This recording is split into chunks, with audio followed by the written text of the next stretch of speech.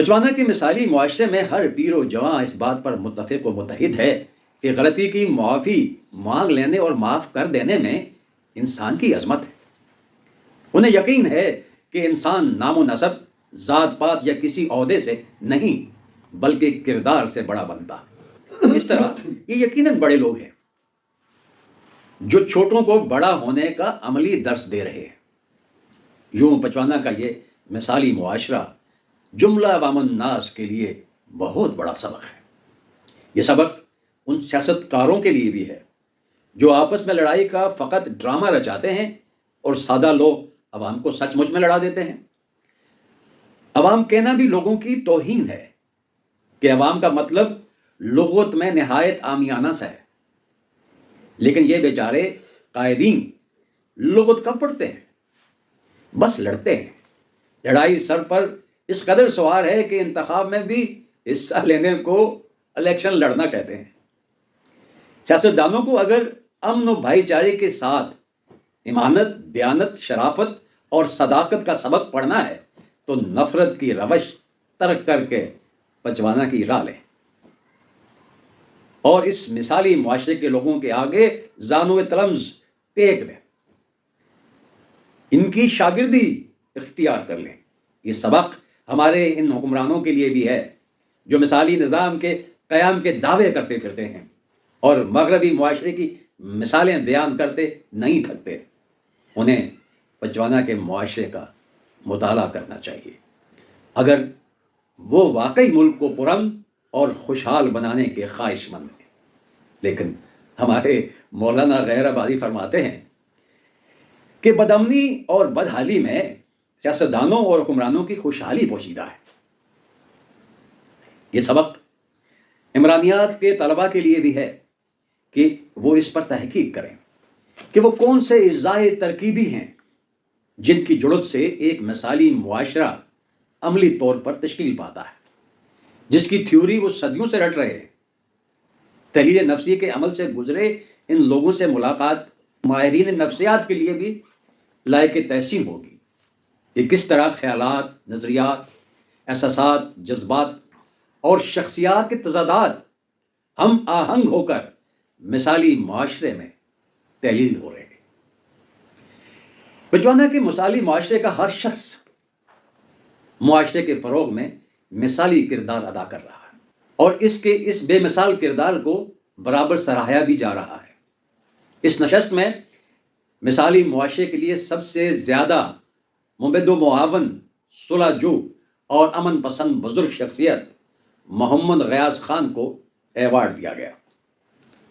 ایک ایوارڈ چترپڑی کے جہانگیر اقبال کے حصے میں بھی آیا کہ جنہوں نے اس جنت میں زمین سے نہر نکالنے کا بندوبست کیا۔ اول الذکر کو ایوارڈ ہمارے اور آخر الذکر کو اسلم لون صاحب کے ہاتھوں دلوایا گیا۔ یہ ایوارڈ ایسے کاموں پہ ملتا ہے جس سے مثالی معاشرے کے ارتقاء کو مہمیز ملتی ہے۔ مثال کے طور پر ایک خاتون محترمہ شمیم اختر کو اس بنیاد پر ایوارڈ دیا گیا کہ وہ اس مثالی گاؤں کی مثالی مہمان نواز خاتون ہیں، جنہیں قدیمی تہذیب کی خوشبو سے رچی بسی وادی میران کے مہمان، محبتوں کے قدردان ڈاکٹر امیر احمد شیخ نے ایوارڈ دیا۔ اس نے اتفاق سے وہ آزاد کشمیر کے انسپیکٹر جنرل پولیس ہیں جو اپنی خواہش و چاہت سے مثالی معاشرے کو دیکھنے آئے اور اس کی قدردانی اپنی زبانی کچھ یوں کی کہ میں زندگی میں 2 بار حیران ہوا۔ ایک بار جب میں نے پیرس دیکھا اور دوسری بار جب میں نے بچوانا کا مثالی معاشرہ دیکھا۔ آئی جی پولیس خود تو حیران ہوئے، لوگوں کو بھی حیران و پریشان کیا۔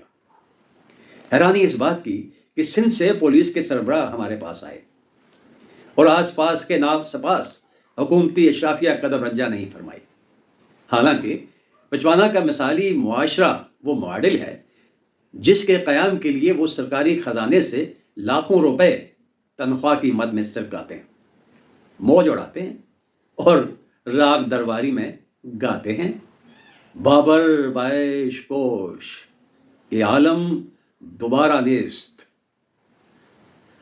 عام طور پر پولیس برائی کے تحقق میں چھاپے مارتی پھرتی ہے لیکن ان کے آئی جی اچھائی کو تلاش کرتے پچوانا ہے اور اسے خوب سراہا۔ اس طرح اگر اچھائی کو سراہنے کا عمل شروع ہو جائے تو برائی خود بخود مٹ جاتی ہے۔ یہ فرض میڈیا کا ہے کہ وہ اچھائی کی تشہیر کرے۔ شاید اسی فرض کی پکار پر ہمارے دوست اور سینئر صحافی ساجد یوسف برطانیہ سے اپنے احباب کے ساتھ کھینچے چلے آئے اور اس مثالی معاشرے کے لیے اپنی محبت کا خراج قلم و کرتاس کے ذریعے پیش کیا۔ صحافتی ایوانوں سے مثالی معاشرے کا چرچا آستانوں تک پہنچا تو معروف گدی نشین پیر عمر زیب قاسمی موڑا شریف سے دعا کرنے چلے آئے۔ دو بزرگ خواتین زیتون بیگم اور کریم بیگم کو امن ایوارڈ پیش کیے گئے کہ انہوں نے کبھی کسی سے جھگڑا نہیں کیا تھا۔ ہمارے معاشرے میں کسی خاتون کا جھگڑا نہ کرنا ناممکن سی بات ہے، لیکن ہر دو بہادر خواتین نے یہ ناممکن کام بھی ممکن کر دکھایا۔ نظام سکا کا ایک روزہ بادشاہی نظام تو ایک روایت ہے، لیکن پچوانا کے اس مثالی ریاست میں فی الواقع ایک دن کی حکمرانی خواتین کے حصے میں بھی آتی ہے۔ یہ شاید دنیا کا ایک انوکھا تجربہ ہے کہ مادر سری نظام کی ہزاروں صدیوں بعد عورت راج کا ایک یک روزہ تاج خواتین کو پہنایا جاتا ہے۔ اس دن گھریلو خدمت کا تمام انصرام اور طعام کا اہتمام مرد حضرات اپنے ہاتھوں سے کرتے ہیں اور خواتین کو احترام سے کھلاتے پلاتے اور انہیں برابری کا بھرپور احساس دلاتے ہیں۔ بیرون ملک لوگ جہاں ملکی معیشت کے گلشن میں زر مبادلہ کی آبیاری کی ذمہ داری ایمانداری سے کر رہے ہیں، وہاں پچوانا کی جنت کی آبادکاری کے لیے بھی مالی اعانت کر رہے ہیں۔ یہ انگلستان اور دیگر ممالک میں موجود احباب کی محبت کا اعجاز ہے کہ اس جنت ارضی کی تزئین و آرائش کا سامان ہو رہا ہے۔ یہ ان لوگوں کی عظمت ہے کہ 7 سمندر پار سے زر مبادلہ کی صورت سوغات بھیجتے ہیں اور سماجی بہبود کے امور میں شرکت کرتے ہیں۔ پچوانا کی جنت کے باسیوں کی زندگی کایا کلپ ہو گئی ہے۔ وہ کہتے ہیں کہ ہم بھول چکے ہیں کہ ہم میں سے کون کس قبیلے کا ہے اور ماضی میں کس نے کس کے ساتھ زیادتی کی ہے۔ یہ ایک عظیم تبدیلی ہے جو واقعی آ گئی ہے۔